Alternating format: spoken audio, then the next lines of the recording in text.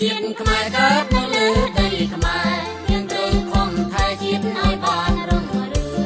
គេឈ្មោះជាតិយើងបានគុំកើមទូតាតែយើងសូមថ្លែងបង្គំព្រះករុណាដែលទ្រង់បាននិមន្តមកចូលរួមនៅក្នុងពិធីនេះនិងសូមគោរពដល់បងប្អូនទាំងអស់ជាទីគោរពខ្ញុំសូមថ្លែងនូវអំណរគុណជាពលិកចំពោះវត្តមានបងប្អូនទាំងអស់ដែលបានឆ្លៀតឱកាសចូលមករួមនៅក្នុងពិធីមួយដែលយើងនិយាយអំពីទុកអក្រិតកម្មដែលកើតឡើងនៅកម្ពុជាយើងឃើញមានអវកាសពីរគឺអវកាសមួយមកពីអង់គ្លេសអវកាសមួយនៅស្រុកបារាំងហើយវាជារឿងមួយដ៏សំខាន់បំផុត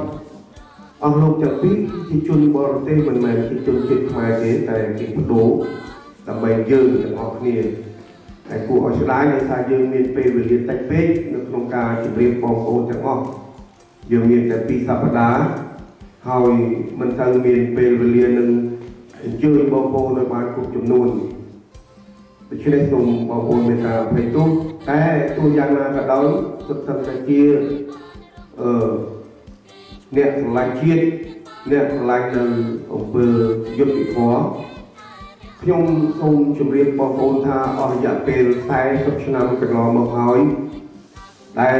យើងទាំងអស់គ្នាបានឆ្លងកាត់នៅបច្ចុប្បន្នជាច្រើននៅក្នុងប្រទេសខ្មែរយើងដែលឆ្លងរហូតមកដល់សប្តាហ៍ថ្ងៃបច្ចុប្បន្នអស់ទាំងនោះនៅតែដដែលជាដដែលថ្ងៃនេះគឺជាថ្ងៃមួយបើសិនជាយើងគិតទៅដល់ឆ្នាំ40ឆ្នាំកន្លងមកគឺយើងទាំងអស់គ្នាកំពុងតែធ្វើដំណើរតាមផ្លូវជាតិលេខ5ចំពោះខ្ញុំផ្ទាល់ចេញពីភ្នំពេញយើងធ្វើដំណើរតាមផ្លូវជាតិលេខ5ដូច្នេះបើយើងរំលឹកទៅដល់អតីតកាលគួរតែយើងឈឺឆ្អាលនៅក្នុងបច្ចុប្បន្នកាលនេះដែលកំពុងតែមានភាពស្មុគស្មាញហើយយើងទាំងអស់គ្នាក៏សុទ្ធសឹងជាខ្មែរដែលមានគំនិតតែមួយគត់យើងអត់ចង់បានអ្វីក្រៅអំពីប្រទេសយើងខ្លាយទៅជាប្រទេសមួយដែលមានសុខសន្តិភាពមិនមានការឈ្លានពានមិនមានការកាប់សម្លាប់នោះយើងស្លាប់ទៅវិញក៏បិទភ្នែកចិត្តដែរខុសអំពីអ្នកដែលខំបង្កើតនៅបញ្ហានេះនៅតែបន្តបង្កើតជារៀងរហូតខ្លួនខ្ញុំផ្ទាល់និងបងប្អូនទាំងអស់ហាក់ដូចជាមានចិត្តមិនខុសគ្នាប៉ុន្មានទេ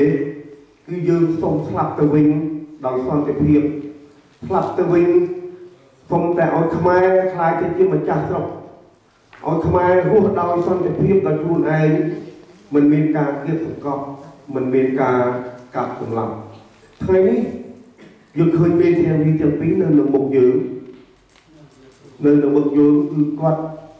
ចង់ឲ្យយើងគ្រប់គ្រងចង់ឲ្យយើង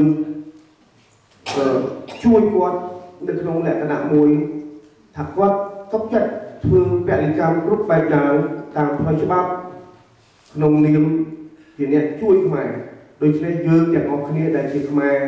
សុទ្ធតែដែលជាម្ចាស់ស្រុកគួរតែមានភក្ដីភាពនិងសេចក្ដីតស៊ូគ្រប់បែបយ៉ាងដើម្បីមាតុភូមិរបស់យើងខ្ញុំអរគុណហើយនៅតែអរគុណទៀតទោះបីជាមានគ្នាប៉ុណ្ណឹងក៏យើងជាអ្នកម្ចាស់ស្រុកមានស្មារតីគ្រាន់បើជាមិនរវល់ហើយចេះតែនាំគ្នាថាប៉ុណ្ណឹងបានហើយការកាប់សម្លាប់នៅតែបន្តពីឆ្នាំ1975រហូតមកដល់សប្តាហ៍នេះយើងសង្ឃឹមថានៅពេលដែលមានអង្គការសហជីវជាតិនៅថ្ងៃទី23តុលាឆ្នាំ1991បានចុះហត្ថលេខាមួយហើយនៅទីក្រុងប៉ារីសស្ដីអំពីកិច្ចកម្មស្ដីអំពីការរំលោភសិទ្ធិមនុស្សនិងស្ដីអំពីភាពព្រៃផ្សៃផ្សេងយើងសង្ឃឹមថាចប់ក៏ប៉ុន្តែគួរឲ្យសោកស្ដាយបំផុតអំពើអស់ទាំងនោះនៅតែឆ្លងកាត់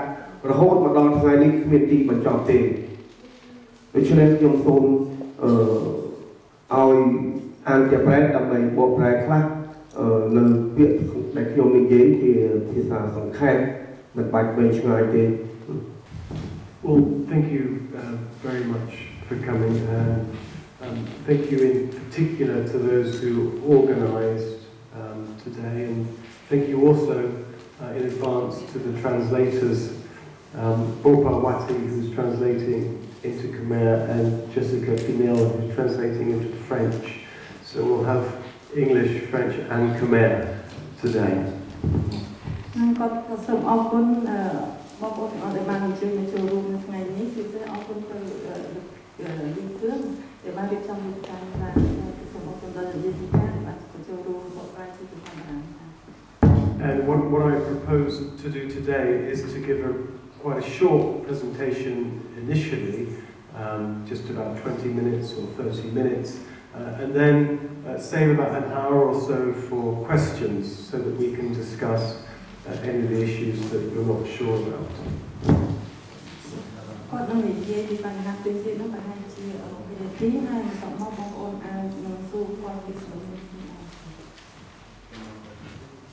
Je vous propose de faire une présentation relativement courte, d'une vingtaine de minutes environ, ou d'une demi-heure, et de laisser ensuite le temps nécessaire pour toutes vos questions. So I'm here to speak to you about the human rights violations in your country, Cambodia, and about the case that I have filed relating to those violations in the International Criminal Court in The Hague. As you know,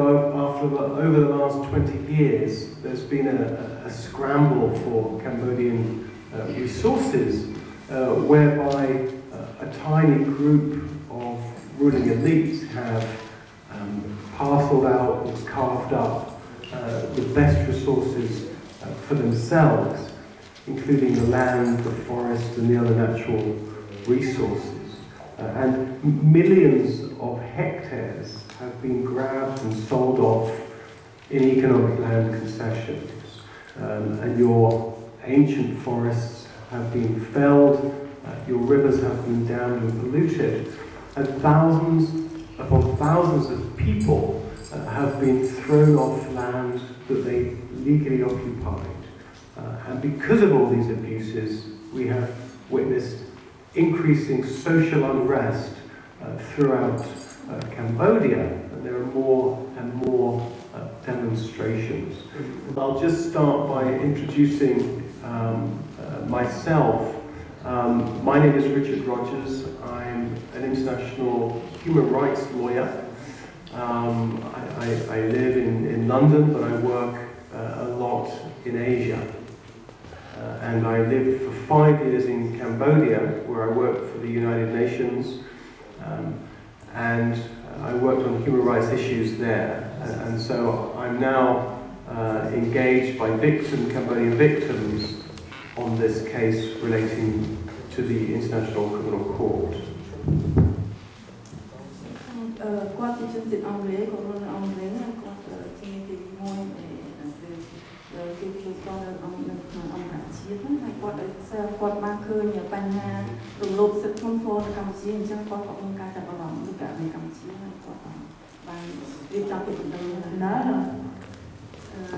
Spécialisé sur la question des droits de l'homme. Il a travaillé pendant 5 ans au Cambodge pour les Nations Unies sur les questions de droits de l'homme, de droits humanitaires.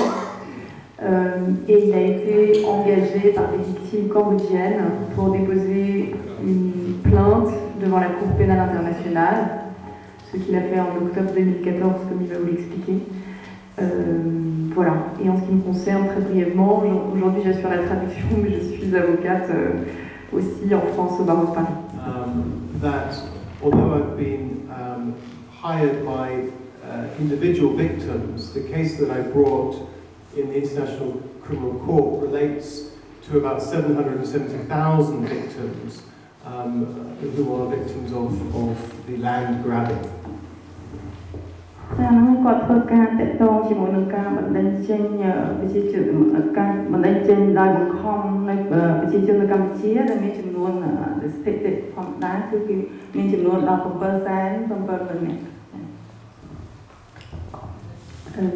Richard Rogers souhaitait ajouter que s'il a été engagé par un certain nombre de victimes, il représente en réalité, enfin sa communication porte sur les 770 000 victimes de la confiscation des terres au Cambodge sur ces 10 dernières années.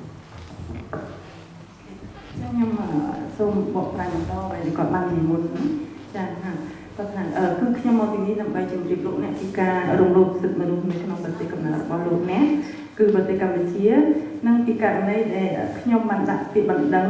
ក្នុងនាមជាជនរងក្នុងនាមជារងគ្រោះទៅកាន់តុលាការឧក្រិដ្ឋកម្មអន្តរជាតិទីក្រុង Lyon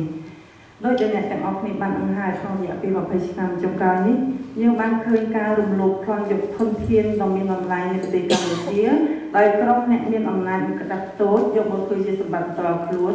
មានដីព្រៃនិងធនធានធម្មជាតិផ្សេងទៀតដីរាប់លានហិកតាត្រូវបានរឹបអូសយកដោយខុសច្បាប់និងបានលក់ចេញក្នុងនាមជាដីសម្បត្តិសេដ្ឋកិច្ច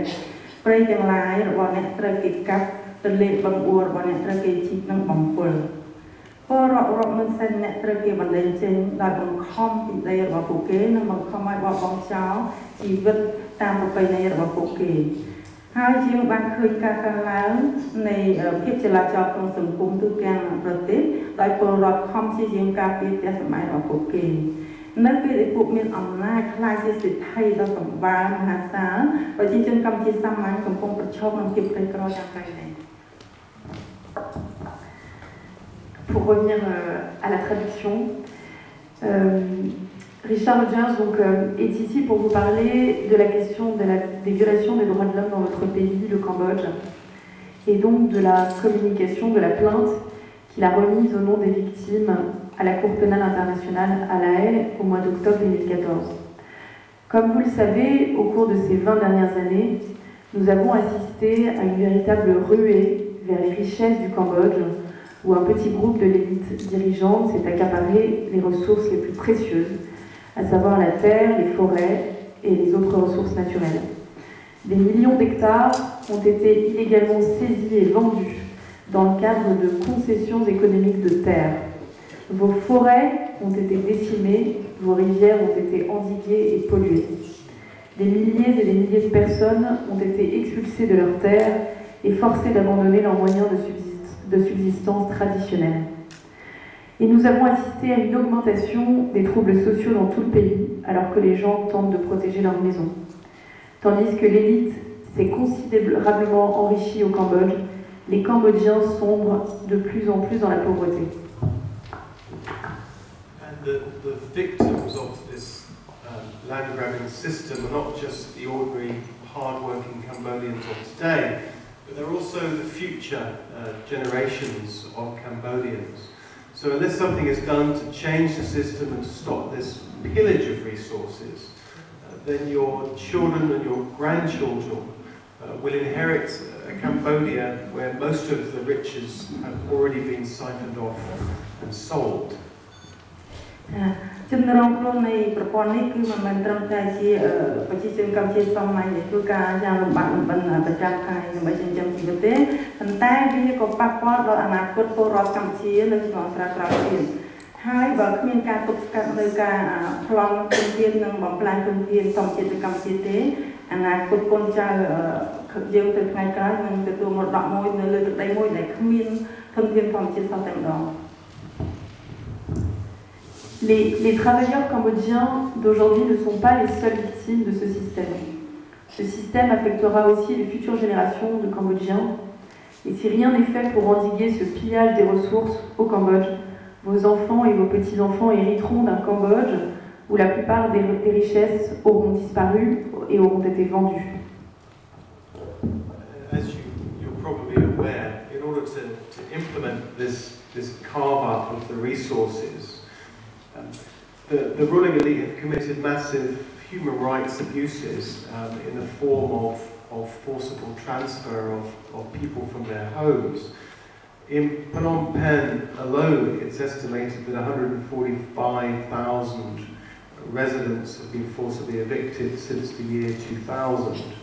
And throughout Cambodia, NGOs estimate that up to 770,000 Cambodians have been adversely affected by land grabbing. And that amounts to 6% of the entire population. And the situation seems to be getting worse rather than better. In 2014, there was an increase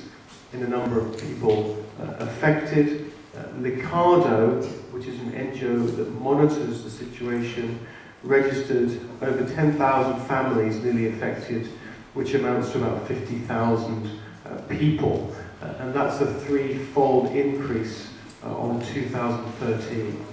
And that's in only half the country where they monitor. So there's potentially up to about 100,000 people a year affected by land grabbing. នៅរាជធានីភ្នំពេញយ៉ាងហោចណាស់មានពលរដ្ឋចំនួន 145,000 នាក់ដែលត្រូវបានបណ្តេញចេញដោយបង្ខំពីផ្ទះរបស់ពួកគេចាប់ពីឆ្នាំ 2000 មកទូទាំងប្រទេសទាំងអស់អង្គការក្រៅរដ្ឋាភិបាលបានស្មានថាមានពលរដ្ឋរងគ្រោះរហូតដល់ 770,000 នាក់ត្រូវបានរងការប៉ះពាល់ធ្ងន់ធ្ងរដោយការរឹបអូសដីធ្លីតាំងពីឆ្នាំ 2000 មកគិតទៅគឺប្រមាណជា 6% នៃចំនួនប្រជាជនទាំងអស់ហើយស្ថានភាពនេះរឹតតែធ្ងន់ធ្ងរឡើងនៅឆ្នាំ 2014 យើងបានឃើញការកើនឡើងគួរឲ្យកត់សម្គាល់ចំនួនអ្នកដែលរងការប៉ះពាល់យ៉ាងធ្ងន់ធ្ងរបើប្រៀបធៀបទៅនឹងឆ្នាំមុននៅឆ្នាំ 2014 អង្គការលីកាដូបានចុះឈ្មោះពលរដ្ឋ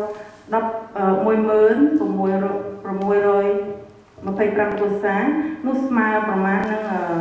44,519 នាក់ដែលរងផលប៉ះពាល់ដោយការរឹបអូសយកដីធ្លីហើយតួលេខនេះគឺបានមកពីបណ្ដាខេត្ត 13 ដែលអង្គការលីកាដូនោះមានទីតាំងការិយាល័យនៅកន្លែងនោះគិតទៅគឺពាក់កណ្ដាលនៃចំនួនអាណាខេត្តរបស់កម្ពុជាបើប្រៀបធៀបជាមួយឯកសារចាស់គឺយើងឃើញមានការកើនឡើង 3 ដងលើឆ្នាំ 2012 និងឆ្នាំ 2013 Moins 145 000 habitants ont été expulsés de force de leur domicile depuis les années 2000. Depuis les années 2000, soit environ 6% de l'ensemble de la population. Et la situation au Cambodge, malheureusement, continue de s'aggraver. En 2014, nous avons observé une hausse significative du nombre de personnes lésées par rapport aux années précédentes. L'une des principales ONG qui s'occupe de ce sujet, qui s'appelle Licado, a recensé 10 625 nouvelles familles affectées par la confiscation des terres en 2014, ce qui fait environ 49 519 personnes. Et ce nombre correspond uniquement aux 13 provinces dans lesquelles Licado a des relais, qui en réalité est à peu près la moitié du pays. Donc en comparaison,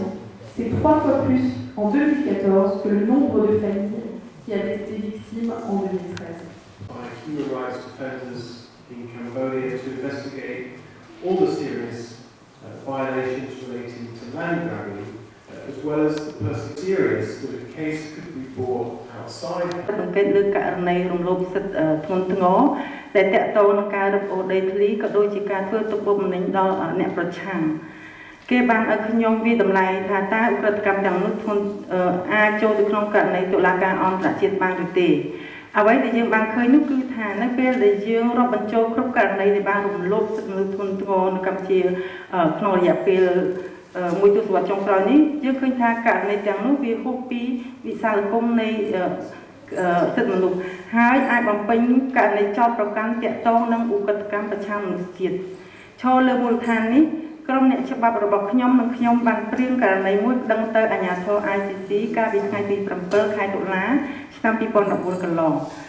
នៅក្នុងខ្លឹមសារនៃពាក្យបណ្ដឹងនេះយើងបានស្នើសុំទៅរាជអាជ្ញាតុលាការអន្តរជាតិធ្វើការស៊ើបអង្កេតជាបឋមលើឧក្រិដ្ឋកម្មប្រឆាំងមនុស្សជាតិដែលប្រព្រឹត្តដោយមួយគឺសមាជិកជាន់ខ្ពស់របស់រដ្ឋាភិបាលកម្ពុជាសមាជិកជាន់ខ្ពស់នៃកម្លាំងសន្តិសុខរបស់រដ្ឋនិងរដ្ឋាភិបាលដែលពាក់ព័ន្ធនឹងមេឈ្មួញនៃក្រុមហ៊ុនធំៗ En janvier 2014, certaines ONG m'ont demandé d'enquêter sur toutes les violations graves liées à la confiscation des terres ainsi qu'à la persécution des dissidents. Il m'a été demandé d'évaluer si la gravité des crimes justifiait qu'ils soient portés devant une juridiction internationale en dehors du Cambodge, devant la Cour pénale internationale. Nous avons constaté que lorsque les plus graves violations des droits de l'homme commises au cours de la dernière décennie sont considérées ensemble, à ce moment-là, on sort de la simple violation des droits de l'homme et on aboutit à la qualification du crime contre l'humanité, qui est un crime international et qui relève de la compétence de la Cour pénale internationale. And so after a lengthy 6-month investigation, my legal team and I drafted a submission and filed it with the International Criminal Court on the 7th of October last year. And in essence, this is called a communication. In essence, it asks the ICC prosecutor to initiate an investigation into the crimes against humanity committed in Cambodia from 2002 until today, and to look in particular at certain members of the Cambodian government, certain members of the state security sources, and government-connected business leaders. There's only one international criminal court, so it's not easy to persuade them to act. The good news is that if they do act, then nobody is exempt from prosecution, whatever position they hold. In other cases, the ICC has indicted very senior members of government and even the heads of state. The bad news is that the ICC cannot investigate all the international crimes. It has limited resources and a lot of human rights issues to deal with. So persuading the ICC to act takes a great deal of concerted effort. ចា៎ហើយប៉ុន្តែគាត់ថាវាមិនមែនជាការងាយស្រួលក្នុងការបញ្ចុះបញ្ចូលតុលាការឧក្រិដ្ឋកម្មអន្តរជាតិក្នុងការផ្ដួចផ្ដើមលើករណីក្តីណាមួយដំណឹងល្អគឺថាប្រសិនបើតុលាការ ICC បានអាចធ្វើការស៊ើបអង្កេតគ្រប់ករណីឧក្រិដ្ឋកម្មទាំងអស់នៅលើលោកនេះបានទេដោយសារធនធានមានកំណត់នឹងទី2ដោយសារមានករណីរំលោភឬករណីឧក្រិដ្ឋកម្មធ្ងន់ធ្ងរដទៃទៀតដែលកើតមានឡើងនៅក្នុងពិភពលោកដូច្នេះតុលាការអន្តរជាតិត្រូវយករើសរកករណីដែលធ្ងន់ធ្ងរគឺគេត្រូវធ្វើដោយប្រការប្រុងប្រយ័ត្នដូច្នេះការបញ្ចុះបញ្ចូលតុលាការឧក្រិដ្ឋកម្មអន្តរជាតិឲ្យចាប់ផ្ដើមស៊ើបអង្កេតលើព្រឹត្តិការណ៍នៅក្នុងប្រទេសថ្មីតម្រូវឲ្យមានការប្រឹងប្រែងរួមគ្នាទាំងអស់គ្នា Il n'est pas évident de convaincre la Cour pénale internationale d'ouvrir une enquête. Néanmoins, la bonne nouvelle est que si la Cour pénale internationale ouvre l'enquête, aucune personne ne pourra échapper aux poursuites au prétexte de sa position officielle. Ainsi, même les chefs d'État peuvent être le cas au Soudan, au Kenya et en Libye. La mauvaise nouvelle est que si la Cour pénale internationale ne peut pas enquêter sur tous les crimes internationaux commis dans le monde. La Cour pénale internationale a des ressources limitées, malheureusement, et elle est saisie de nombreux conflits armés et de violations des droits de l'homme sur lesquels elle doit travailler et qu'elle doit sélectionner. Par conséquent, elle doit choisir les affaires qu'elle traite avec beaucoup de soin. Et convaincre la Cour pénale internationale d'initier une enquête sur des incidents qui se sont déroulés dans un nouveau pays nécessite des efforts considérables et concertés. The ICC prosecutor must now decide, firstly, whether the facts laid out in the communication satisfy the legal elements of crimes against humanity, and if so, whether this particular international crime satisfies the gravity threshold. In other words, are the crimes serious enough for the International Criminal Court to get involved? And this process could take some time, but we hope to have a response within the next 6 or 12 months.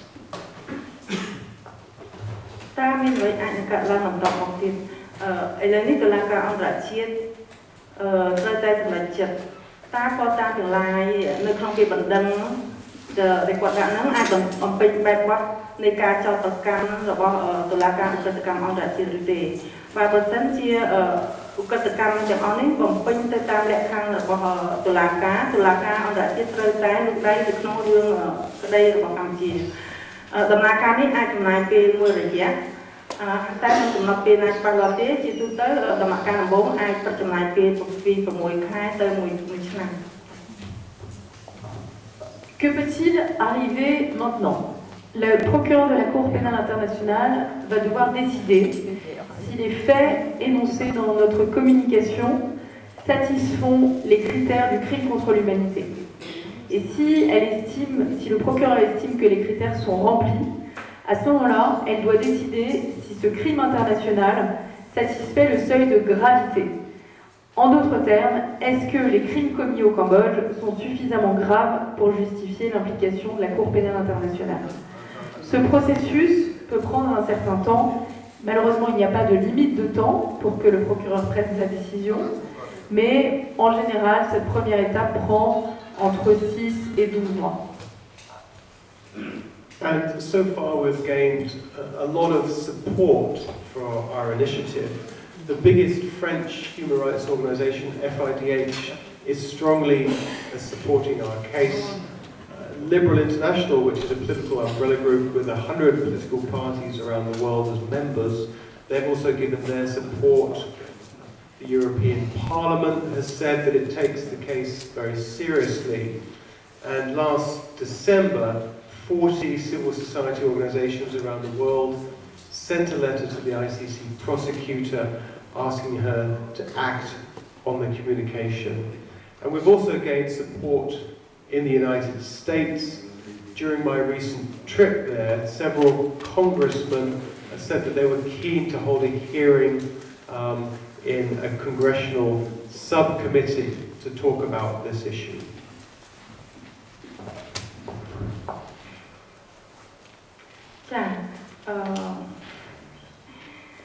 រហូតមកដល់ពេលនេះយើងបានទទួលការគាំទ្រយ៉ាងសន្ធឹកសន្ធាប់ពីមជ្ឈដ្ឋានផ្សេងៗដំបូងពីអង្គការមនុស្សដែលមានឥទ្ធិពលនិងអង្គការនយោបាយសំខាន់ៗដូចជាអង្គការ KIT ដែលជាអង្គការសិទ្ធិមនុស្សអន្តរជាតិអង្គការ Global Witness ដែលបានគាំទ្រយ៉ាងខ្លាំងនៅពីបណ្ដឹងដែលយើងបានដាក់ទៅហើយក៏មានអង្គការសេរីអន្តរជាតិដែលជាក្រុមឆាត់នយោបាយមួយមានសមាជិកជាង100ក៏បានផ្ដល់ការគាំទ្ររបស់ពួកគេដល់យើងដែរការពីខែវិច្ឆិកាឆ្នាំមុនពីបណ្ដឹងរបស់យើងត្រូវបានសភាអឺរ៉ុបយកទៅជជែកពិភាក្សាហើយសភាអឺរ៉ុបផ្នែកខាងទំនាក់ទំនងអន្តរជាតិបានបញ្ជាក់ថាវាជាករណីធ្ងន់ធ្ងរកាលពីខែ12ឆ្នាំ2014អង្គការសង្គមស៊ីវិលចំនួន40នៅជុំវិញពិភពលោកបានផ្ញើលិខិតមួយទៅបរិយាអាជ្ញាតុលាការអន្តរជាតិជំរុញឲ្យពិនិត្យលើករណីបណ្ដឹងនេះពួកគេបាននិយាយថាយើងមានកាតព្វកិច្ចការពារជនរងគ្រោះនៃការរំលោភយកដីធ្លីនិងការបណ្តេញចេញដោយបង្ខំ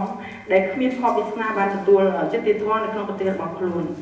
ទី2យើងបានទទួលការគាំទ្រនៅអាមេរិកក្នុងអំឡុងពេលទស្សនកិច្ចរបស់ខ្ញុំសភាជាច្រើនបានសវនាការមួយនៅក្នុងសភាពីការរឹបអូសយកដីធ្លីនៅកម្ពុជាហើយបានអញ្ជើញខ្ញុំឲ្យទៅនិយាយពីបញ្ហាទាំងនេះ À ce jour, nous avons acquis un soutien considérable. D'abord, des organisations politiques et de défense des droits de l'homme influentes nous ont apporté leur soutien. La Fédération internationale des droits de l'homme, qui est la plus grosse organisation des droits de l'homme française, et Global Witness ont fermement soutenu notre communication depuis leur dépôt devant la Cour pénale internationale. Libéral International, qui est un groupe de coordination politique qui compte parmi ses membres plus d'une centaine de partis politiques partout dans le monde, a apporté son soutien également. En novembre 2014, notre communication a fait l'objet de discussions lors d'une session au Parlement européen, où le service de la politique étrangère de l'Union européenne a confirmé qu'il prenait notre communication très au sérieux. Et le 12 décembre 2014, 40 organisations de la société civile du monde entier ont adressé une lettre au procureur de la Cour pénale internationale en lui demandant de donner suite à notre communication. Ils ont dit la chose suivante, dans leur lettre, ils ont dit « Nous avons le devoir de protéger les victimes de la confiscation des terres et des expulsions forcées au Cambodge qui n'ont aucune chance d'obtenir justice dans leur propre pays au Cambodge. » Deuxièmement, nous avons acquis des soutiens aux États-Unis au cours du récent voyage de Richard Rogers aux États-Unis. Donc, plusieurs membres du Congrès sont prêts à tenir une audience au Congrès au sujet de la confiscation des terres au Cambodge et l'ont invité pour discuter de ces questions. It's also important for the ICC prosecutor to see that the crimes have not stopped and that the number of victims keeps piling up. So we plan to draft and file a supplementary communication, that's the second filing, with the ICC prosecutor to update her on the crimes and to talk some more about the suffering of victims. And we plan to file that at the end of June this year. គាត់ថាវាជារឿងសំខាន់ដែលព្រះរាជអាជ្ញាតុលាការឧក្រិដ្ឋកម្មអន្តរជាតិមើលឃើញថាឧក្រិដ្ឋកម្មនៅកម្ពុជានៅតែបន្តហើយចំនួនជនរងនេះសេដ្ឋកិច្ចឡើងដូច្នេះយើងមានគម្រោងដាក់ផ្ោតតាមបន្ថែមនិងផ្ដល់ព័ត៌មានលម្អិតបន្ថែមពីការឈឺចាប់របស់ជនរងគ្រោះទាំងនេះក្នុងន័យជំរុញនិងបញ្ចុះបញ្ចូលព្រះរាជអាជ្ញាតុលាការអន្តរជាតិឲ្យពិនិត្យទៅលើពាក្យបណ្ដឹងរបស់យើងហើយនៅពេលដែលតុលាការអន្តរជាតិចាប់ផ្ដើមធ្វើការលើករណីនេះយើងអាចរំពឹងថានឹងមានការផ្លាស់ប្ដូរគោលនយោបាយរបស់អ្នកកាន់អំណាចនៅកម្ពុជាដែលនឹងចាប់ផ្ដើមពិចារណាលើបញ្ហាសិទ្ធិមនុស្សរបស់ពលរដ្ឋខ្មែរទាំងអស់ Il est aussi très important que le procureur de la Cour pénale internationale s'aperçoive que ces crimes ne cessent d'avoir lieu encore aujourd'hui et que les victimes ne cessent de s'accumuler. Il y a donc lieu de prévoir de déposer une communication complémentaire fournissant de nouvelles preuves concernant les crimes commis depuis le dépôt de la communication en octobre 2014 et qui apportera d'autres détails encore quant à la souffrance des victimes. Et nous prévoyons de déposer cette communication complémentaire au mois de juin 2015, dans 1 ou 2 mois. And all this activity and pressure should help persuade the ICC prosecutor that this is a case that she should act upon, and that when she does, we can expect to see the ruling elite change its policies and start to respect the human rights of all Cambodians.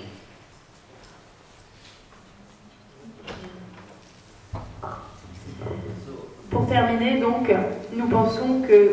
toute cette forme de pression qu'on essaye de mettre sur la procureure de la Cour pénale internationale grâce à nos soutiens, qui interviennent directement et indirectement pour faire comprendre qu'il faut agir, eh bien, nous pensons que toutes ces actions que nous prenons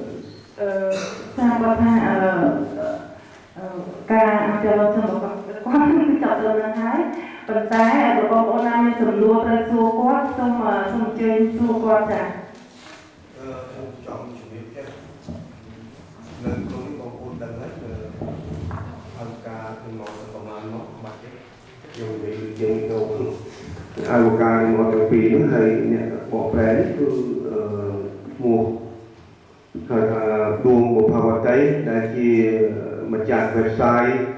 Khmerពីមុនដែលធ្លាប់បាន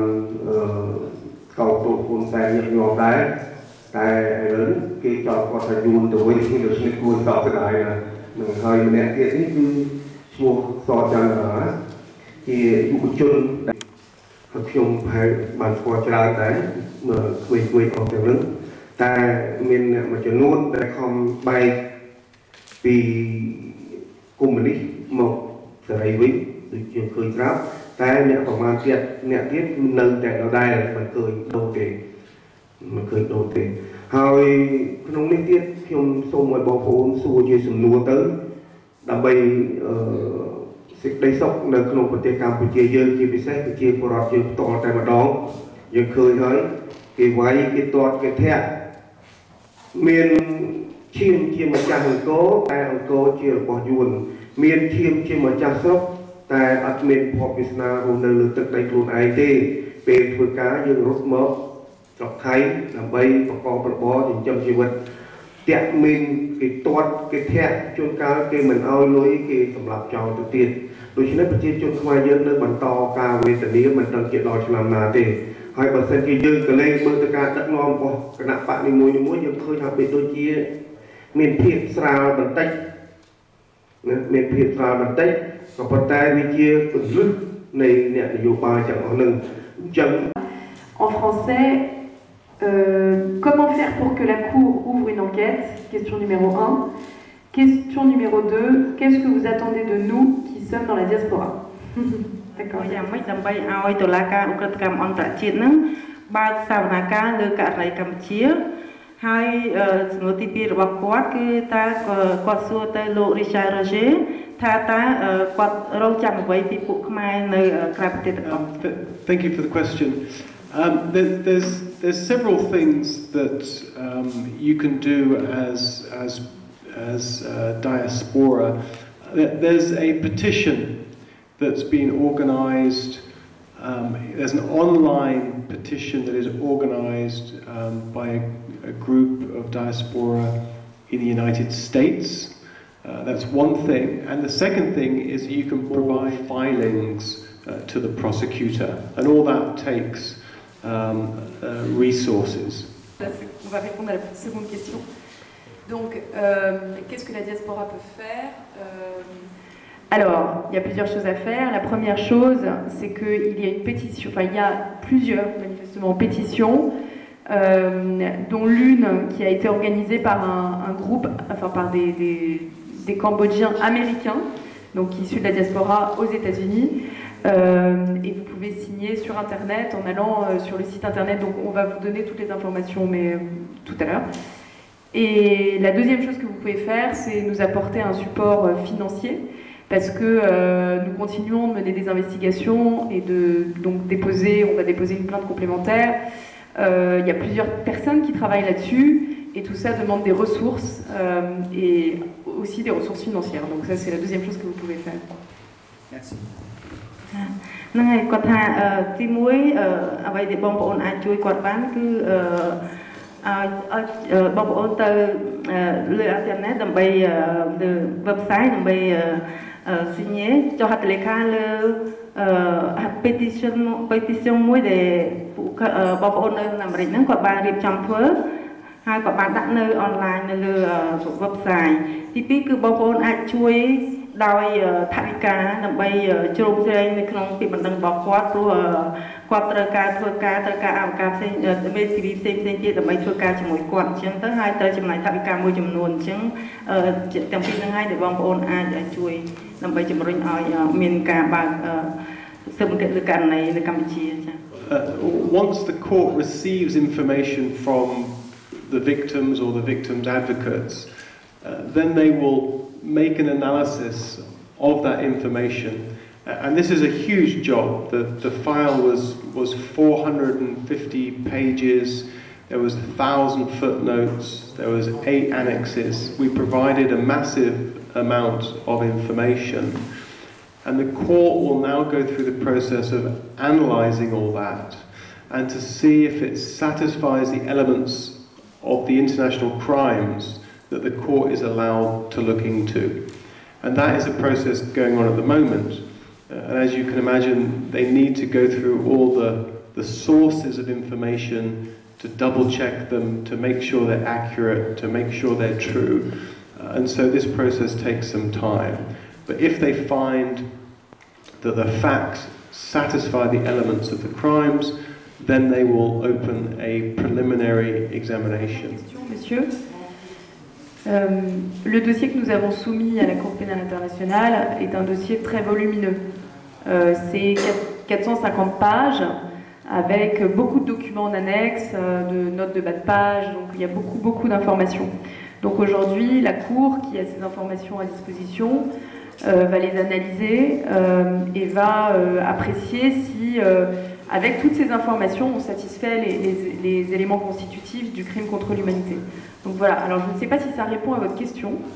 Voilà. ឯកសារច្រើនមានរហូតដល់450ទំព័រហើយនឹងមានឯកសារផ្សេងៗទៀតដែលជាប់ជាមួយនឹងច្រើនមានព័ត៌មានច្រើននៅក្នុងឯកសារហ្នឹងហើយបើសិនជាខាងតុលាការអន្តរជាតិគេបានគេពិនិត្យមើលគេសិក្សាមើលទៅបើករណីទាំងអស់ហ្នឹងវា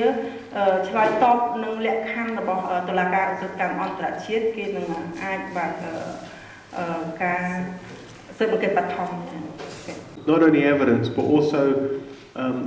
the opinion of NGOs and international organizations, and that's why we worked very hard to gain support for our initiative. And that's why, for example, the letter from 40 NGOs around the world who concentrate on land grabbing issues in different countries.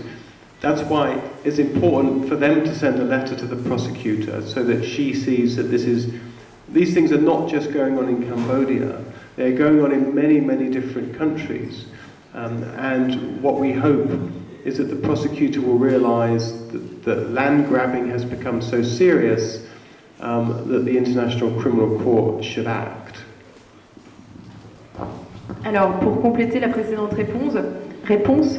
la Cour pénale internationale ne va pas prendre en considération que les preuves. Elle va aussi s'intéresser à la position des organisations internationales sur la question. Donc c'est pour ça qu'on fait un travail extérieur aussi à la Cour pénale internationale, de lobby auprès des organisations internationales, des ONG, pour qu'elles puissent nous soutenir et qu'elles puissent aussi montrer à la Cour pénale internationale que objectivement il faut agir. Donc c'est pour ça que, par exemple, la lettre qu'on a obtenue des 40 ONG partout dans le monde qui ont écrit à la Cour pénale internationale en décembre dernier en disant qu'il fallait absolument agir parce que c'était un problème majeur aujourd'hui qui se répandait, eh bien c'est des choses dont on a besoin et c'est ce qui contribue pour nous à mettre toutes les chances de notre côté. Voilà. ក៏បន្ថែមថាករណីតុលាការអន្តរជាតិហ្នឹងមិនយកចិត្តទុកដាក់តែពីរឿងបញ្ហាឯកសារតែមួយមុខទេគឺបញ្ហាផុសតាមផ្សេងៗហ្នឹងក៏គេពិនិត្យមើលដែរប៉ុន្តែមិនមែនជាករណីមួយទេ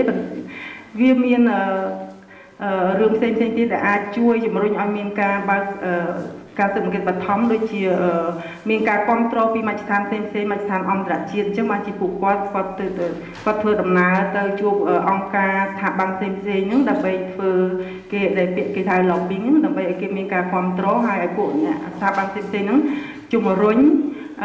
ឲ្យមានការឲ្យតុលាការអន្តរជាតិយកចិត្តទុកដាក់លើករណីកម្ពុជាចា៎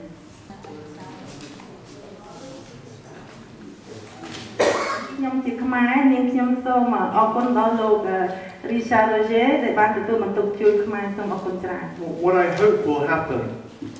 in this process is that if the ICC announce that they have started to look into this case, a preliminary examination, then that will be enough to start affecting the policies going on in the ground in Cambodia. Because if the people in Cambodia, if the ruling elite think that they may be investigated personally, then we hope that they will change their policies. And what we hope is that they will stop grabbing land and that they will follow a proper, fair process for people and that they will provide proper compensation or they will give people their land back that they stole from them. So we really hope that this process can have a major impact on the human rights system in Cambodia. Alors, merci beaucoup. Ce que nous espérons, c'est que si jamais on espère que la Cour pénale internationale ouvre cette enquête, et nous espérons que rien que l'ouverture de cette enquête déjà, même sans aller au bout de toute la procédure au début, mais nous espérons que déjà le signal de l'ouverture permettra de changer la politique au Cambodge parce que les dirigeants cambodgiens, Hun Sen, sauront qu'ils sont regardés, qu'ils ont une épée de Damoclès un peu au-dessus de la tête, qu'ils peuvent être poursuivis et jugés pour crimes contre l'humanité. Et donc nous espérons que cette ouverture d'enquête leur fera prendre conscience qu'ils ne peuvent pas se comporter de la même manière et qu'il faut changer leur politique. Et en particulier cette politique de confiscation des terres des Cambodgiens. Voilà. ចានិយាយរួមគឺគាត់សង្ឃឹមក៏មានថាសេចក្តីសង្ឃឹមដែលតុលាការអន្តរជាតិហ្នឹងអាចបើកសកម្មភាពឬក៏ការស៊ើបអង្កេតបឋមលើករណីនៃពីបណ្ដឹងរបស់គាត់ហ្នឹងដែលគាត់បានដឹងហ្នឹងហើយបើសិនជាមានការបើកគាត់តែមានការបើកការស៊ើបអង្កេតជាបឋមហ្នឹងវាក៏ជាសញ្ញាមួយដល់ពួកដែលកាន់អំណាចហ្នឹងឲ្យមានការប្រុងប្រយ័ត្នមានការភ័យខ្លាចហើយអាចនឹងផ្លាស់ប្ដូរនយោបាយរបស់គេចំពោះប្រជាជនកម្ពុជាជាពិសេសគឺនយោបាយដែលការរឹតអូសយកដីធ្លីពីប្រជាជនជាដើមចា៎ Thank you very much. Je peux exprimer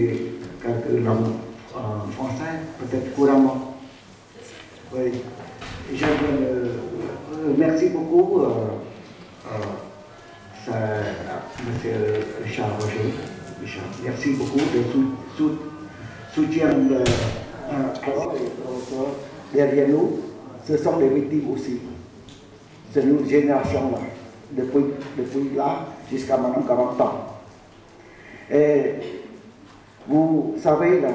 ce qui est créé le communisme au Cambodge, c'est les Khmer rouges. Et qui est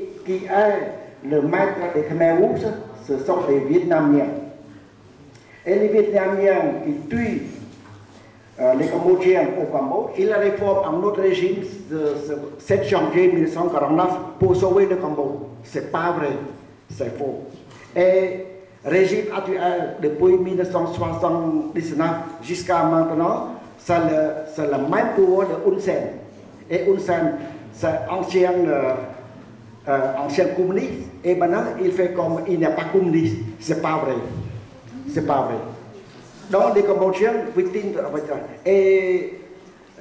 les partis CPP du Cambodge, c'est-à-dire le parti là, ce sont des anciens des voleurs au Cambodge. À l'époque de la résistance, ce sont des voleurs. Et maintenant, il a dit non, je ne suis pas voleur, je suis en bon nom pour sauver le Cambodge. Et c'est pas vrai.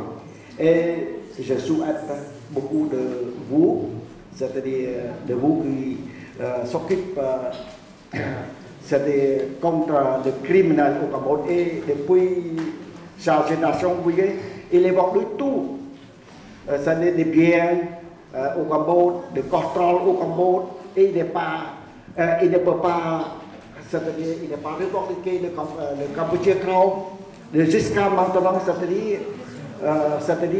c'est le régime actuel, il est promis avec les Vietnamiens. Et je pense que tout ça, je compte le régime actuel, s'il vous plaît. Merci. Merci beaucoup. Je comprends le français un peu, mais je vais répondre en anglais.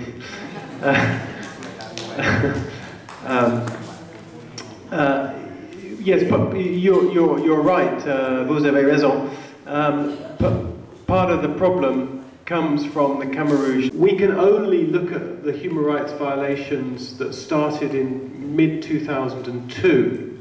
because that's when the International Criminal Court opened. We can't go back further, so we're only looking at the last 13, 14 years. But if the ICC open an investigation, they will decide who is most responsible. If they open an investigation, they will decide who is the most responsible. It may be people, it may be foreign business people, it may be local business people, it may be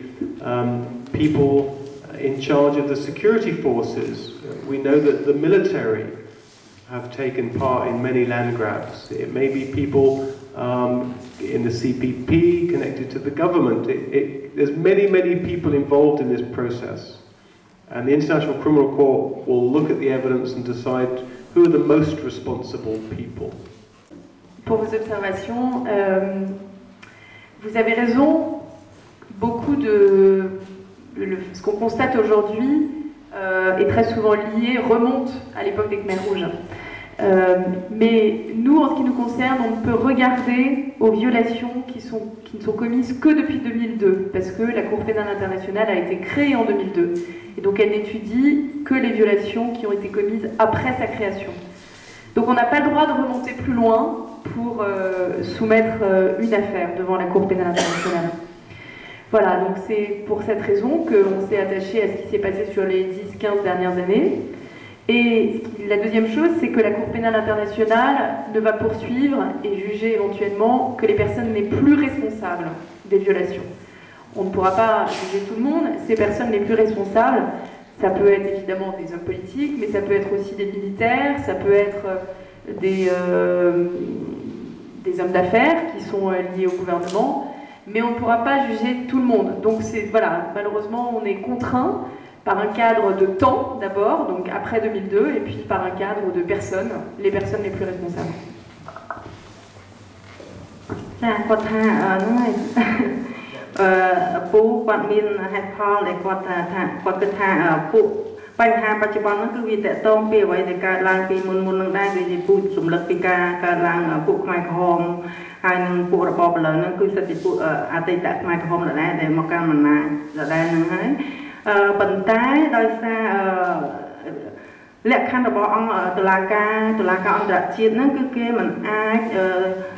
ធ្វើកិច្ចការទៅលើឧក្រិដ្ឋកម្មណាដែលមានចំណាស់តាំងពីមុនមកគេអាចចាប់ធ្វើកិច្ចការដែលទៅលើឧក្រិដ្ឋកម្មដែលបានធ្វើនៅក្នុងចាប់ពីឆ្នាំ2002មកតែប៉ុណ្ណឹងដូច្នេះពួកគាត់ហ្នឹងដូច្នេះបានជាពួកគាត់ហ្នឹងគាត់ព្យាយាមធ្វើកិច្ចការហ្នឹងទៅលើករណីដែលថ្មីហ្នឹងដែលបានប្រព្រឹត្តទៅក្នុងរយៈពេល10ឆ្នាំចុងក្រោយហ្នឹងហើយក៏មិនអាចនឹងចាប់ពួកដែលមានអ្នកដែលមានពាក់ព័ន្ធនឹងទាំងអស់យកមកកាត់ទោសបានដែរគឺបានយកតែមានធំទេគឺអ្នកនយោបាយធំពួកទាហានឬក៏ពួកឈ្មួញធំជាដើមចា៎ sont souvent cachés sous l'étiquette de concession de terres agricoles ou de projets de développement urbain. Quels sont vos atouts pour que ces actes mafieux soient bannis? យកដីធ្លីហ្នឹងគឺបាំងនៅក្រោមផ្លាកថាអភិវឌ្ឍជនបទឬក៏អភិវឌ្ឍសេដ្ឋកិច្ចជាដើមហ្នឹងហើយគាត់សួរទៅលោក Rogers តើគាត់មានវិធានការអីដើម្បីទប់ស្កាត់ពីបញ្ហាទាំងអស់ហ្នឹង Yes, thank you. It's a very c'est une question très bien. The process, the land is normally grabbed through one of three different ways. One is economic land concessions, one is social land concessions, and the other one is what they call land swaps. And there's another way, which is that the people in power in a particular region will just go in and grab the land without any legal basis. But there are protections under these systems. So there are procedural protections under the law on economic land concessions. The problem is not the law, the problem is how it's implemented. And so the way that it's implemented is illegal. So even though some of the ruling elite may say, but there's an economic land concession, we're allowed to take this land, in fact, they've breached their own laws. They don't abide by the laws of Cambodia. And so it's illegal the way that the grabbing is implemented. Yeah? So even if they claim that it's for development, it's for an economic land concession,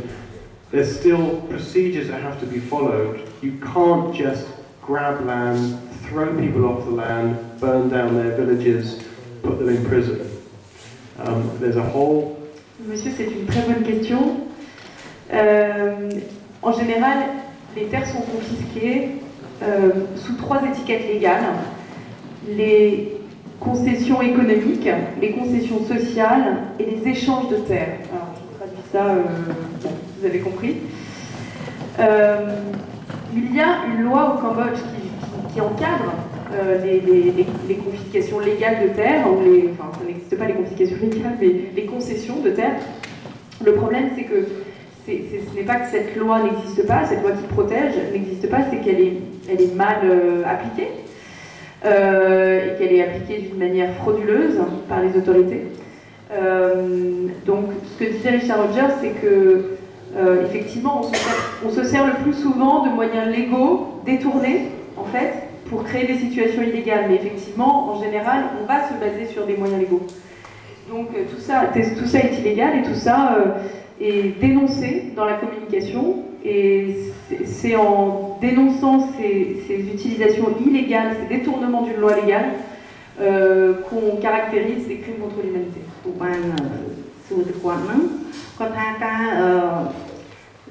រឹបអូសដីធ្លីក្រោមរូបភាពអភិវឌ្ឍជាដើមហ្នឹងវាមាន3ករណីទី1គឺតាក់ទងរឿងសម្បទានសេដ្ឋកិច្ចសម្បទានសង្គមឬក៏ការបដូរដីគ្នាទៅវិញទៅមកជាដើមហើយពួកដែលធ្វើដែលយករឹបអូសយកដីធ្លីហ្នឹងគេតែរកមធ្យោបាយផ្សេងៗដើម្បីជៀសវាងធ្វើមិនថាជាមើលទៅដោយស្របច្បាប់ប៉ុន្តែសិទ្ធិទាំងអស់ហ្នឹងសិទ្ធិតែជាការខុសច្បាប់ទាំងអស់ហើយពួកគាត់ហ្នឹងនៅក្នុងពាក្យបណ្ដឹងរបស់គាត់ហ្នឹងគឺគាត់បាននិយាយបញ្ជាក់ពីបញ្ហាទាំងអស់ហ្នឹងនៅក្នុងពាក្យបណ្ដឹងរបស់គាត់បានមកហើយ But in fact, it doesn't help development at all. It hurts development. And I'll give you two examples. In an urban example, for example, Phnom Penh, people will have come after the Khmer Rouge. They come and settle in Phnom Penh in a part of the city, in a poor area. They've been there for 5, 10, 15 years. They've built a community. But they don't have land titles because the government has never bothered to implement their own law and to give them proper title. And so they sell that area to a developer. He uses the army to beat the people and to chase them off from their homes. They burn down the community, shops, houses, possessions. They bus the people 20, 30 kilometers from Phnom Penh and dump them in a field. And then that area of land just sits there. It's not even developed because it's just about speculation. It's about property prices going up and the people with power and connections are allowed to grab that land, and that land becomes incredibly valuable and they become incredibly rich as the poor people are pushed off their land. So it's not really about development, it's about unjust, massive self-enrichment by very few people. Une précision, souvent la confiscation des terres est faite au nom du développement urbain, comme vous le disiez, monsieur. Et donc, mais en réalité, c'est antinomique ce qui se passe, c'est antinomique avec le développement urbain, c'est l'inverse qui se passe. On prenait un exemple, à Phnom Penh, après la période Khmer rouge, à partir de 1979, les personnes qui avaient été expulsées sont revenues, et pour certaines, elles ont créé une communauté dans des quartiers de Phnom Penh, juste en dehors de Phnom Penh, dans des quartiers pauvres, et le gouvernement ne leur a jamais donné de titre de propriété, parce que justement la loi n'est pas appliquée, donc aucun titre de propriété ne leur a jamais été donné. Ce qui a permis au gouvernement de décider d'un jour à l'autre que ce terrain sur lequel ces familles, ces communautés s'étaient développées, eh bien, ils seraient revendus à des investisseurs. Et donc ces personnes qui se sont trouvées habitées depuis très longtemps sur ces terrains, sans titre de propriété, se sont retrouvées expulsées, parfois leurs maisons brûlées, expulsées par la force, évacuées vers les campagnes. Et au final, eh bien, ces terrains ne sont pas investis par personne parce qu'il s'agissait d'une pure spéculation, mais finalement ils ne sont pas développés non plus. Donc il n'y a pas de développement urbain. Et voilà, donc ça a été fait au nom d'un développement urbain, au préjudice de ces personnes, de ces communautés qui ont été évincées. Et au final, les terrains sont laissés non développés, en friche. Voilà. ចាហើយតេតងនឹងគាត់បន្ថែមពីតេតងនឹងសំណួររបស់ពូមិញហ្នឹងគាត់ថាដូចជានៅក្នុងពេញជាដើមហ្នឹងដែលគេនិយាយថាមានការអភិវឌ្ឍតាមទីក្រុងជាដើមហ្នឹងគឺគាត់ឃើញមានបញ្ហាដែលផ្ទុយពីការអ្វីដែលគេនិយាយថាអភិវឌ្ឍហ្នឹងដូចជានៅក្នុងពេញហ្នឹងនៅពេលសង្គ្រាមកាលពីឆ្នាំ1975ហ្នឹងប្រជាជនមួយចំនួនបានត្រូវគេជំនះចេញពីទីក្រុងភ្នំពេញហើយក៏ពួកគាត់ពេលដែលឆ្នាំ1979ពួកគាត់ត្រឡប់មកវិញហើយបង្កើតបានទៅជាសមាគមជាដើមហ្នឹងហើយគាត់រស់នៅតាមទីក្រុងជាទីក្រុងហ្នឹងនៅក្នុងភាពក្រីក្រមួយប៉ុន្តែរដ្ឋាភិបាលមិនដែលបានឲ្យនេះឲ្យមិនកាន់ដៃជាកម្មសិទ្ធិដល់ពួកគាត់ទេដូច្នេះអញ្ចឹងហើយបានជាគេចង់បណ្ដេញពួកគាត់ចង់ជំនះពួកគាត់ទៅណាទៅនេះតាមតែគេអាចធ្វើបានគ្រប់ពេលវេលាហើយដូច្នេះបានថាវាអត់មានការផ្លាក ខ្លាចនៃការប្រវត្តិហ្នឹងគឺវាគាត់តែជាគេធ្វើដើម្បីបញ្ឆោតប៉ុណ្ណឹងឯងចា And I'll give you another example from rural areas, which is very common. For example, in Ratanakiri, the local indigenous minority people have been living off the land in the forests for generations and generations and generations. And they've been catching food or they've been growing rice and they sustain their lives. And then what happens is the government gives a concession of 10,000, 20,000 hectares to a foreign company from China or Vietnam or Thailand. And then all those people are thrown off the land. They're no longer allowed to farm. And so they have no choice but to work for the company. And so all the trees are cut down and they're sold and they grow rubber. And they practically enslave the local people because they no longer have any other way to, any other means to survive. It only benefits a few people or a few foreign businesses, and they destroy people's traditional ways of living. So once the land is taken, once the trees are cut down, for example, if they make a rubber plantation, if the price of rubber drops, the company leaves, the trees are gone, and the people cannot reinstate their traditional livelihoods. So the land grabbing on this scale is changing the whole nature of Cambodian society because people cannot follow their traditional livelihood. Viennent s'implanter sur ces terres et qu'elles font travailler comme des esclaves les paysans, et bien si un beau jour elles partent parce que on cultive du caoutchouc, mais c'est plus intéressant de cultiver du caoutchouc, donc on quitte les lieux, et bien ces terres sont incultivables puisque toutes les terres ont été ruinées par l'implantation de ces sociétés et de ces usines, etc. Et donc les communautés ne peuvent plus vivre comme elles le faisaient avant. Donc on est vraiment dans une forme de destruction des valeurs, enfin, des modes de subsistance des paysans cambodgiens. Et donc l'impact est encore plus important que ce qu'on pense.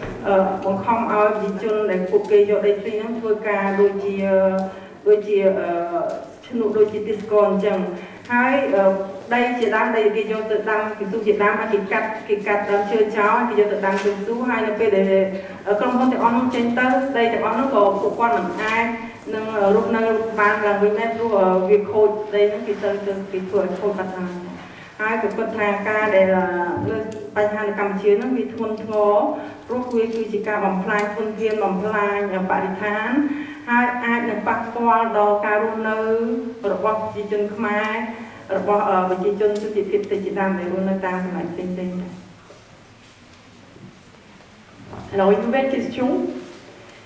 l'affaire Haring, projet de barrage hydroélectrique, projet de barrage hydroélectrique est aussi une forme de confiscation des terres, donc de nouvelles victimes. Qu'en pensez-vous?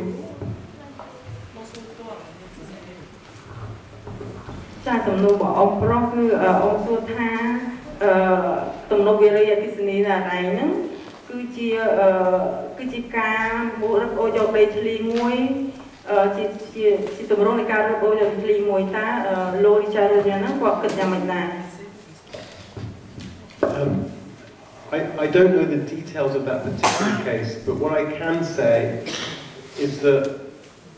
there may be legitimate times when a government can take land from people in any country.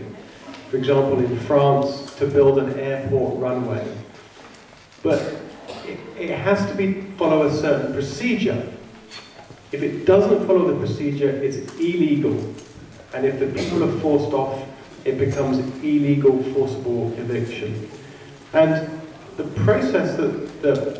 all countries have to go through if they want to take land from people is that they have to provide information, they have to consult the people, they have to provide legal aid so that people can challenge the eviction in court.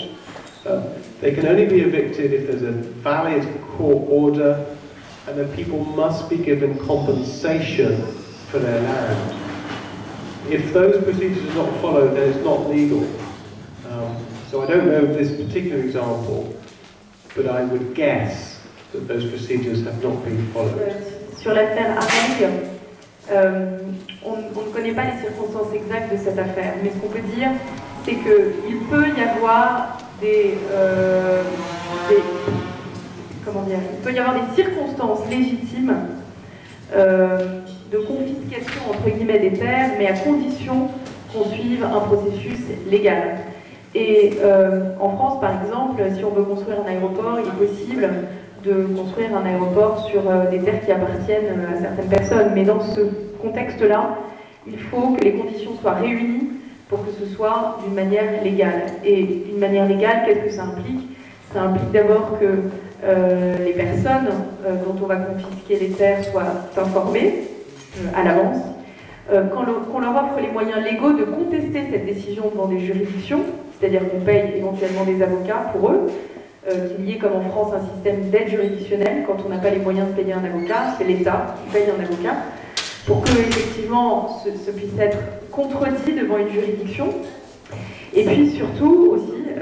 il faut que la personne qui est victime de cette confiscation par l'État puisse bénéficier d'une compensation, d'une indemnisation à hauteur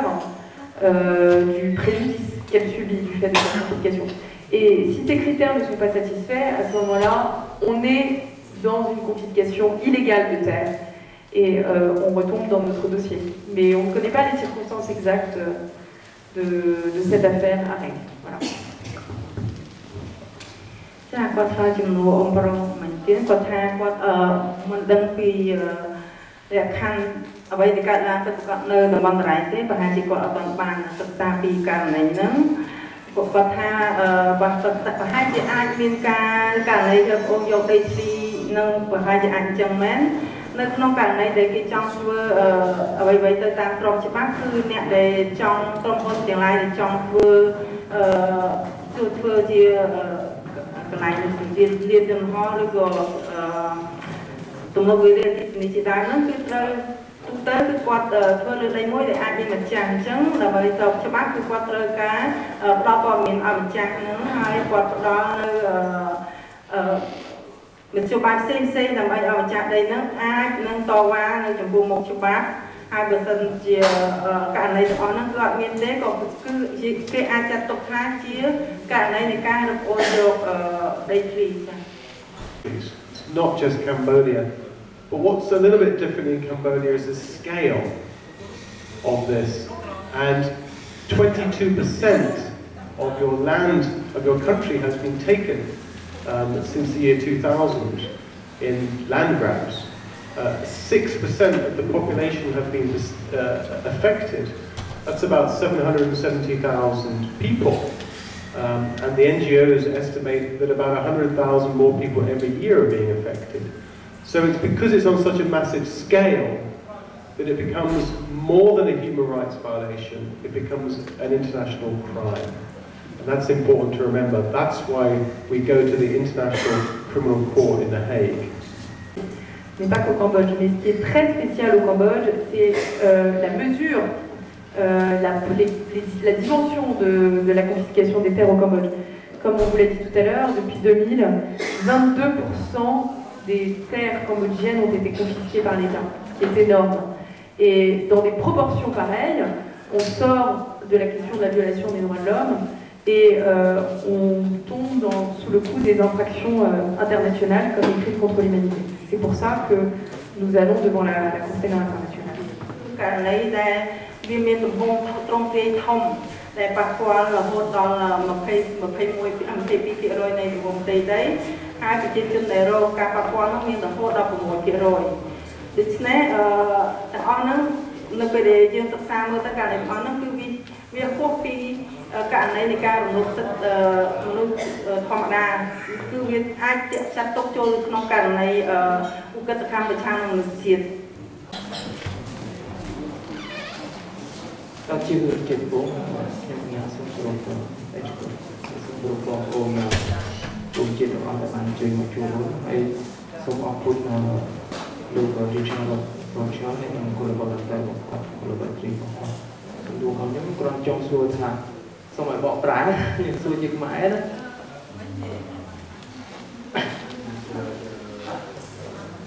បងគ្រាន់តែគោរពសង្គម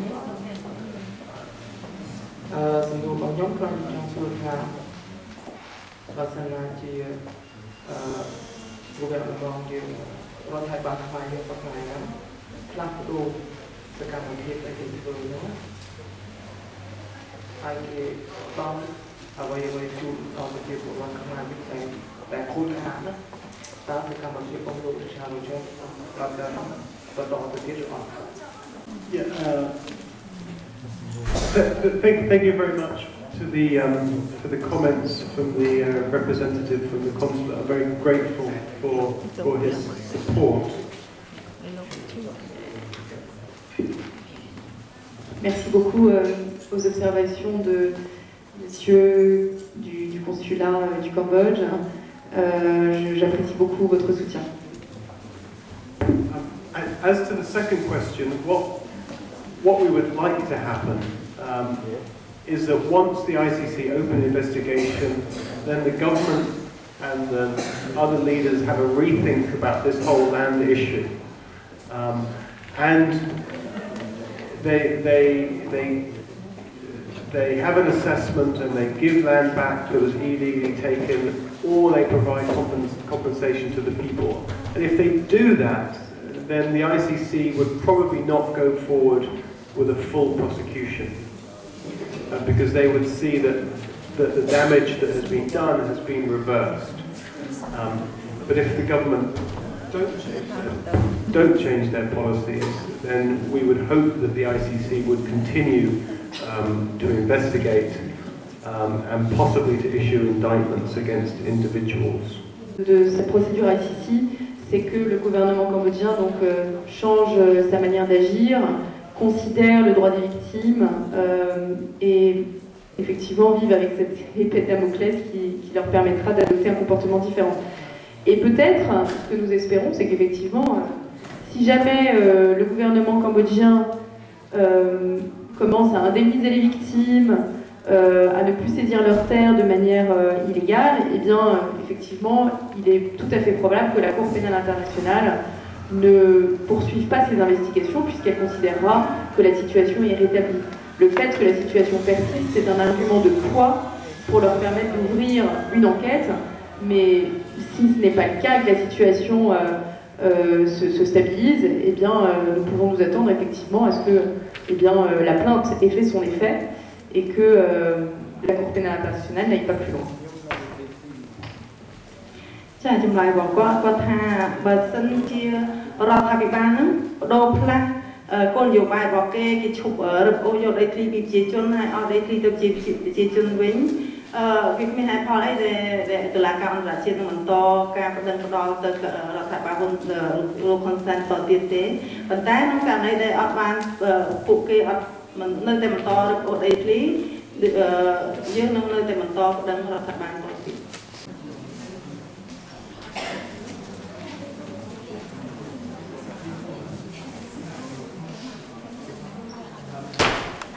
This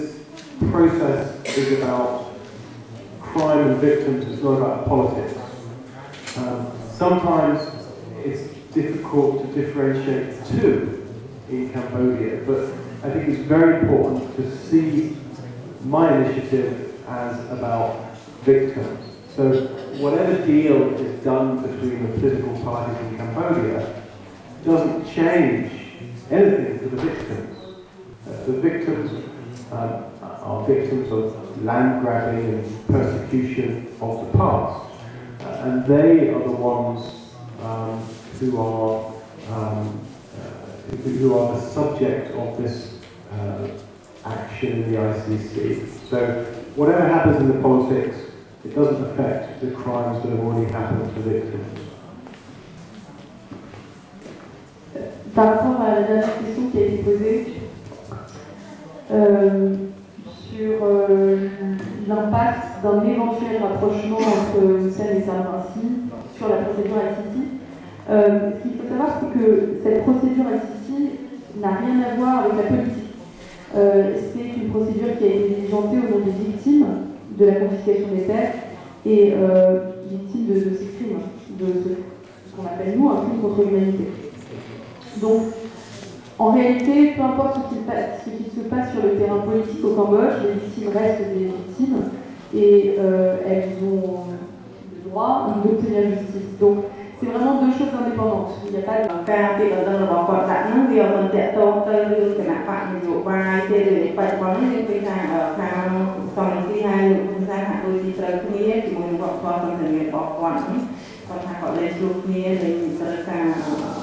nhìn thì mấy chuyện hai tại sự vô cảm này thì gọi là cái vấn đề nó cứ qua hai còn hiện tại đó nhưng mình nhiều bài thế cứ đặt làm cái ca phía chân rong cũng là vừa rong cũng là ca mà mình trên ca đặt ô giờ đây thì làm trên thì tôi từ cái cuộc này thì bài từ phía ca này còn nó là từ một chuyện này tám ca tân bỏ lô ICC nhé lô sự cấp thả hai rô nhé từ tôi các con tôi quan lời hỏi bây giờ cái này tôi từ lại cái bài khổ chuyên đọc trên năm thầy mà toàn rô này từ tôi các con tôi hỏi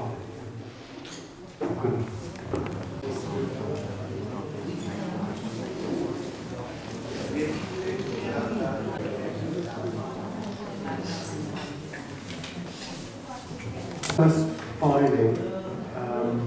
in our complaint,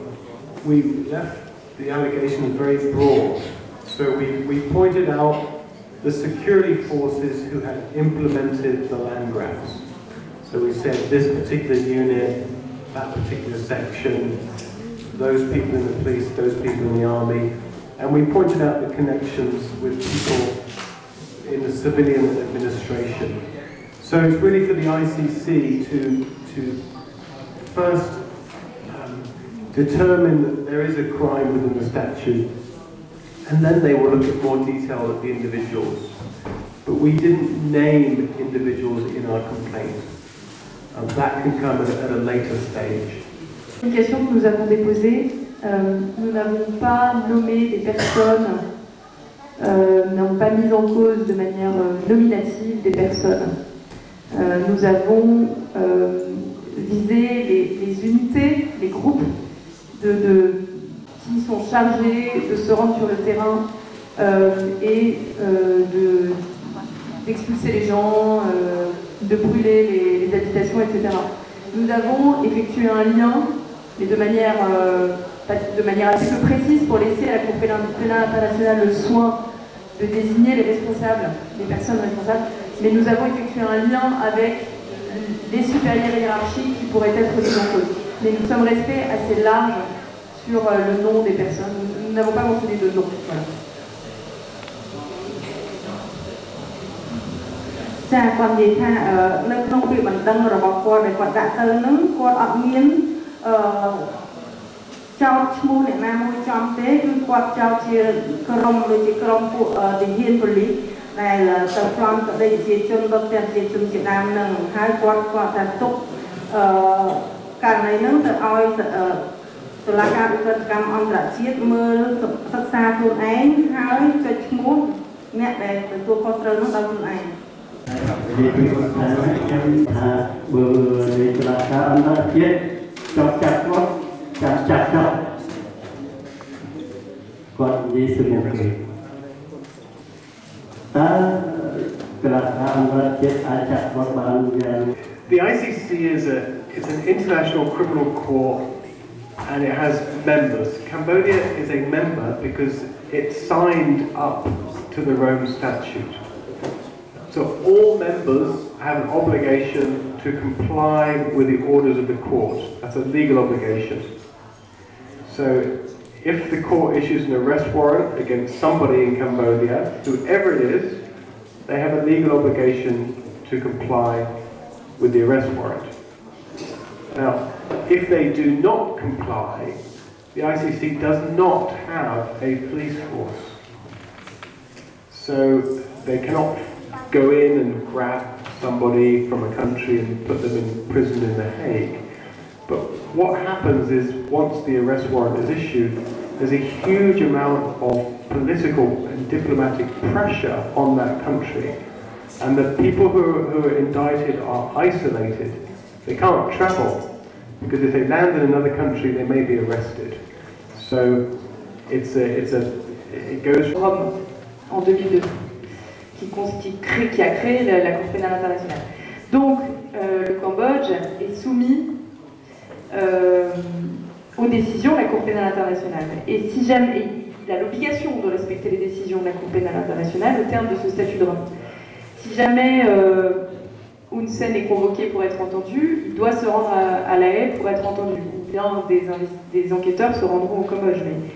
si la Cour pénale internationale délivre un mandat d'arrêt international à l'encontre de Hun Sen ou de toute autre personne,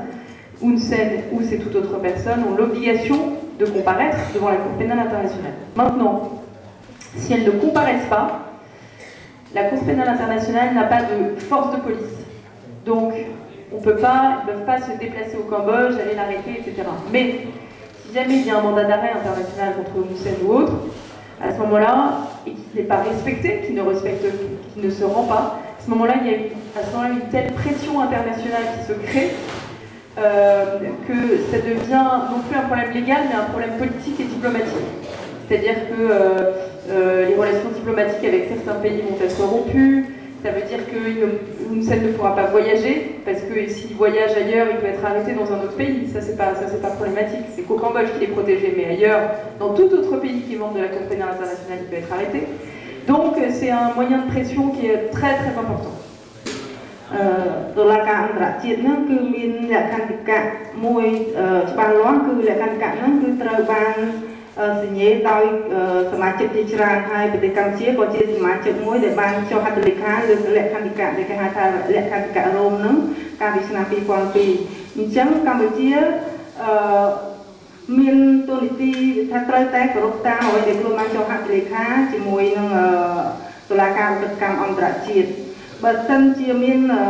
ការកោះហៅឬក៏ចេញជាការលិខិតចាប់ខ្លួនជាដើមហ្នឹងហ៊ុនសែនក្តីឬក៏មនុស្សនៅក្នុងរដ្ឋាភិបាលរបស់ហ៊ុនសែនហ្នឹងមានទូនីតិមកបង្ហាញខ្លួននៅចំពោះមុខតុលាការអន្តរជាតិនៅក្នុងករណីដែលគេមិនព្រមមកបង្ហាញខ្លួននៅមុខតុលាការអន្តរជាតិទេគឺនឹងមានសម្ពាធអន្តរជាតិមិនអាចមានកម្លាំងទាហានកម្លាំងប៉ូលីសទៅចាប់ហ៊ុនសែនបានទេប៉ុន្តែមានសម្ពាធផ្សេងៗសម្ពាធនយោបាយសម្ពាធការទូតជាដើមហ្នឹងធ្វើឲ្យហ៊ុនសែនហ្នឹងរដ្ឋាភិបាលហ្នឹងគឺមិនអាចនឹងធ្វើអ្វីបានទេបើចេញហ៊ានចេញទៅធ្វើដំណើរទៅណាគេអាចចាប់បាននៅក្រៅប្រទេសរបស់ខ្លួនអញ្ចឹងគឺគាត់អាចមានសិទ្ធិនៅក្នុងការចាប់ខ្លួនទេប៉ុន្តែអាចមានសម្ពាធលើរដ្ឋាភិបាលគេចេញដីកាថាចង់ចាប់ខ្លួនជាដើម ICC have the information, they have an obligation to look at it. That's the first thing. The case will stop if the ICC decide that it's not serious enough for them to proceed. Because they have to deal with human rights, massive human rights violations all around the world. They have to be careful about which ones they choose. But we believe that 770,000 people having been affected by this issue makes it serious enough for the ICC. Quand un dossier, quand une plainte est déposée devant la Cour pénale internationale, ce n'est pas comme devant une juridiction nationale quelconque. On ne peut pas retirer la plainte. On ne peut pas retirer la plainte. Quand la plainte est déposée, la Cour pénale internationale a l'obligation de regarder cette plainte, de l'étudier et d'en tirer les conséquences. Alors, est-ce que c'était ça le sens de votre question? the Cambodian authorities were to change their policy to provide compensation, I think the ICC would decide that they didn't need to go forward. But that's only a policy decision. It's because this is a criminal case. They could still go forward and investigate the crimes. The crime still happened, even if people are then compensated. But I think as a matter of policy, if they saw that the authorities were giving land back or compensating the victims,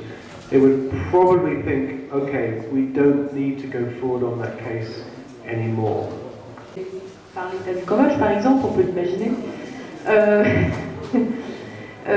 Et bien là, c'est une question de politique interne de la Cour pénale internationale. Comment est-ce qu'ils décident de sélectionner leurs affaires?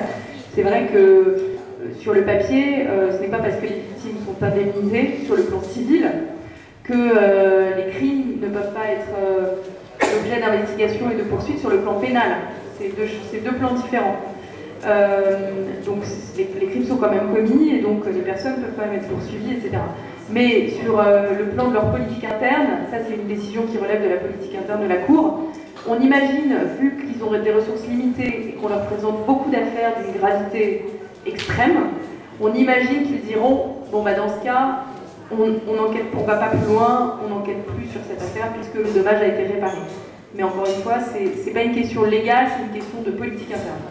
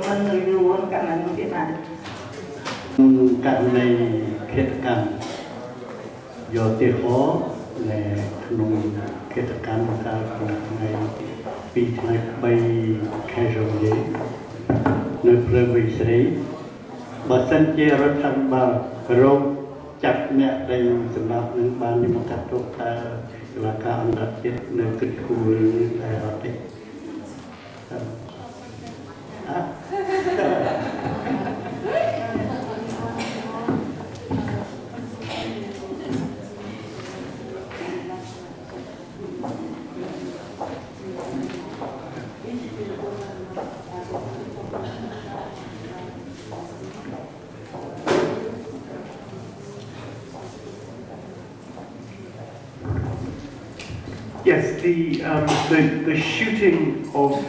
demonstrators on January the 3rd last year was one of the events that we investigated and submitted to the ICC to investigate. Nobody has been prosecuted from the security services for shooting those protesters. I think 5 died, 1 is missing. Many others were injured. So we hope the ICC will look into that case as part of its broader examination about crushing dissent through illegal means. La fusillade lors des manifestations du 3 janvier 2014 fait partie des crimes que nous avons listés et que nous avons inclus dans notre communication déposée à la Cour pénale internationale, lui demandant d'enquêter aussi sur ces crimes-là, puisque il y a toutes ces questions de confiscation des terres, mais il y a aussi la question plus large de persécution des dissidents et des opposants politiques. Donc voilà, ça fait partie de ce qu'on a demandé à la Cour pénale internationale. If the Cambodian prosecutors and judges, if they try people in Cambodia for the crimes, then the ICC will not act. The ICC acts as a court of last resort only if the national courts don't deal with the issue properly. So whether we're talking about the killing in January the 3rd or the land grabbing, all these issues can be dealt with in Cambodia. If they are, then the ICC will not act. And that applies all around the world. But as we know, nobody in positions of power are ever prosecuted in Cambodia because the courts are controlled by the same people that commit the crimes. So there is no justice in Cambodia for the victims. Commis au Cambodge sont poursuivis et jugés au Cambodge. À ce moment-là, la Cour pénale internationale n'a pas la compétence pour juger, puisque en fait, la Cour pénale internationale n'a la compétence pour juger des crimes que s'ils ne sont pas jugés et poursuivis dans le pays où ils sont commis. Voilà, c'est vrai pour la question de la confiscation des terres, c'est vrai pour les exécutions de dissidents politiques, mais on sait qu'il n'y a pas de justice au Cambodge pour ce genre de crime, puisque les personnes qui commettent les crimes contrôlent les juges. Donc les auteurs de ces crimes ne sont jamais poursuivis et jugés au Cambodge. Donc, a priori, la Cour pénale internationale gardera sa compétence. ចាគាត់ថាបើសិនជាតុលាការរដ្ឋាភិបាលហ្នឹងគេរកឃើញជនដែលទទួលខុសត្រូវចំពោះការបាញ់ប្រហារហ្នឹងហើយវាក៏ដូចជាតកតងរឿងការរំអូសយកដីធ្លីឬក៏ករណីឧក្រិដ្ឋកម្មផ្សេងៗទៀតថាបើសិនជាតុលាការហ្នឹងគេរកយុត្តិធម៌ឲ្យទម្លងពោះហើយតុលាការអន្តរជាតិហ្នឹងគ្មានហេតុផលណាដែលត្រូវទៅតវ៉ាទៀតទេប៉ុន្តែតុលាការឧក្រិដ្ឋកម្មអន្តរជាតិហ្នឹងធ្វើការបដិបត្តិតវ៉ាចំពោះតែករណីណាដែលតុលាការនៅក្នុងស្រុកហ្នឹងមិនអាចរកយុត្តិធម៌ជនរងគ្រោះ as a tool of the ruling elite to implement the crimes. So the tool that the courts rubber stamp the land grabbing, and the courts will arrest peaceful protesters who protest against land grabbing. For example, in the Buangkok Lake, and the women, the mothers or grandmothers who were protesting ended up in prison. The people that violently brutally beat people and killed people and burned down houses, none of them were ever prosecuted. So the courts are totally biased. La justice cambodgienne est utilisée comme un outil de persécution par les dirigeantes et non pas comme un moyen de compenser les préjudices subis par les victimes de crimes.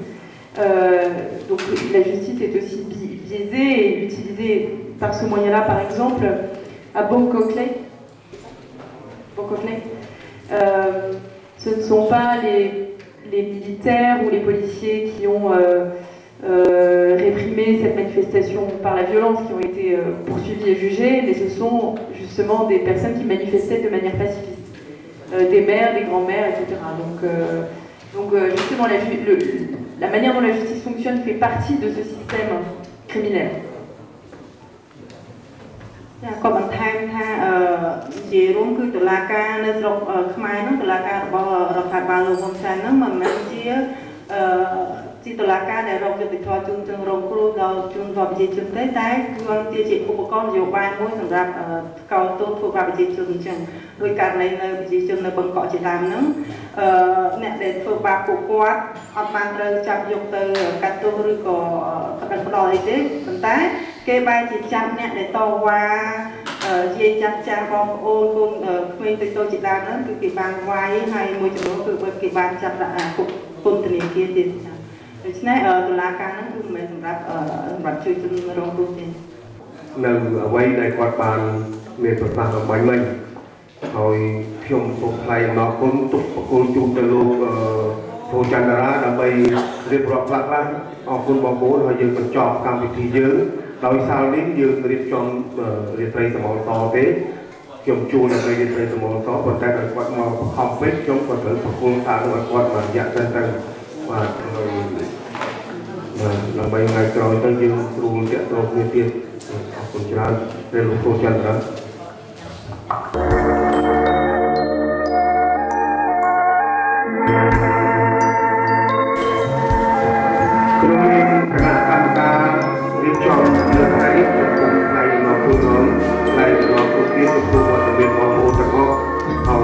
ពិសេសអវកាសទាំងពីរដែលបានមកពីឆ្ងាយទោះបីជាយើងមានភាពតិចក៏ដោយប៉ុន្តែអ្វីដែលយើងធ្វើចាប់ដើមតិចទៅច្រើនអាចធ្វើពីច្រើនមកតិចទេបាទច្រើនហើយគំនិតជំនាញនេះយើងមានវិស័យសមត្ថភាពដើម្បីបំផុសការខុសគ្នាក្នុងបំណាក់ក្នុងចាស់ប្រស្រីចិត្តងាយគ្រប់កាយគ្មានមកម៉ែជាតិនាងជានាំគ្នារួមរង